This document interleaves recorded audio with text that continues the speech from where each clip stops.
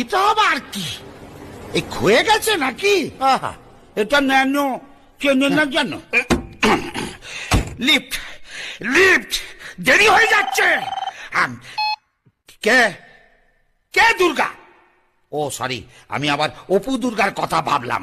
কালচারটা আমাদের স্টেটে একটু বেশি তো। আরে হ্যাঁ হ্যাঁ জানি জানি, 10 হাতালা একটা অদ্ভুত মহিলা। কি হয়েছে কি? এই অসুর, আসবার পথে একটা চেরি কালারের নেল পালিশ আনবি।